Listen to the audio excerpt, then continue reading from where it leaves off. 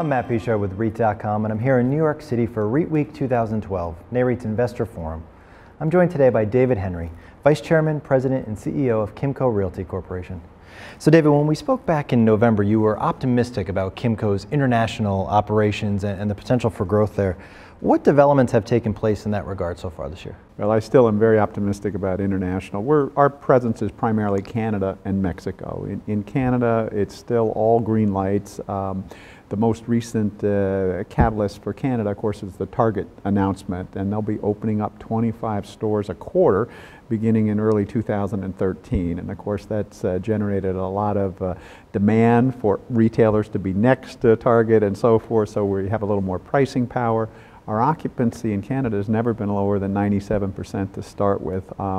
U.S. retailers like Marshalls and Bed Bath & Beyond are just doing very well in Canada. So we continue to be very positive about the long-term aspects of Canada.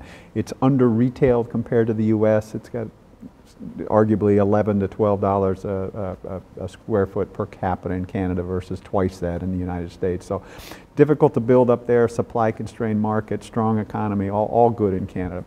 Looking at Mexico, underneath the drug violence headlines, which everybody is obviously concerned about, the Mexican economy is actually very, very strong. GDP growth last year just under 4%. This year should be just under 4% as well.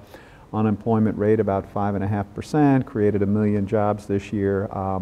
We're seeing manufacturing doing very well in Mexico. And I always love the fun fact that in the U.S. there's 100,000 neighborhood and community shopping centers. In Mexico, for 106 million people, there's only 1,000.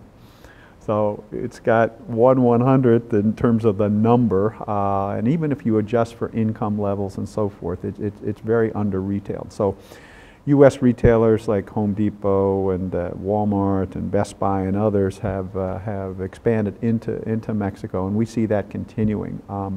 Many of our properties were development properties, so we're still in a lease-up stage, but we're about, if you throw them all in a pot, we're about 85% leased, headed towards 90% by the end of the year. So we feel good, and the leases we have in Walmart, in Mexico with Walmart and others, have built-in cost of living escalators, so it gives you a little extra income over time. So both Canada and Mexico we feel very strong about. We have a handful of properties in South America, and they're doing very well, but our focus remains Canada and Mexico. And can you talk a little bit about the KEYS program that Kimco launched to help entrepreneurs? Sure. If you look at Kimco as well as our retail REIT peers, in general, we're very well occupied in the larger boxes, 96% occupied over 10,000 square feet.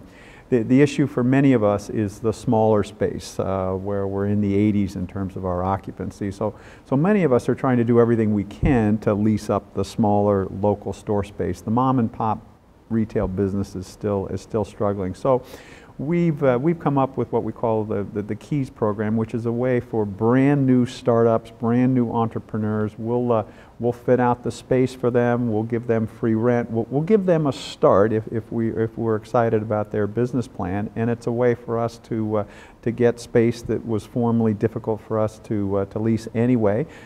Give it a shot at being a catalyst and a jump start for a new business. So. It just started, and it's primarily focused on California, and we've done a handful of deals, and we'll see how it goes. And it seems like, depending on the week, we're getting a mix of good news, bad news about the economy and the retail customer and where things are headed. From your vantage point, where do you think fundamentals are going in the sector for the next year or so? I still feel very good about the prognosis for the shopping center industry overall. We just got back from the ICSC Recon convention in Las Vegas. Attendance was up almost 10% from the prior years. The mood is optimistic. The retailers are definitely expanding again, especially the national retailers. As music to a landlord's ears, many of them are worried about their store count. Since there's virtually no new development, no new supply of shopping centers in our space, these retailers that need to open up 100 stores next year and 100 stores the year after, they're beginning to worry about it. So our pricing power, effective rents are starting to get a little better.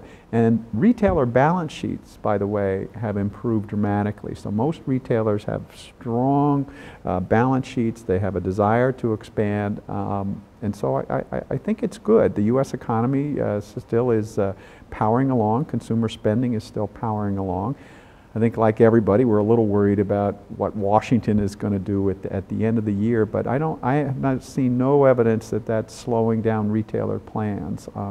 So the metrics that we watch every quarter, leasing spreads, same-store NOI, occupancy, renewals, all that stuff, it's getting better. So we feel good. David, thank you so much for joining us. You're very welcome. For more on this and other REIT news and analysis, be sure to visit REIT.com.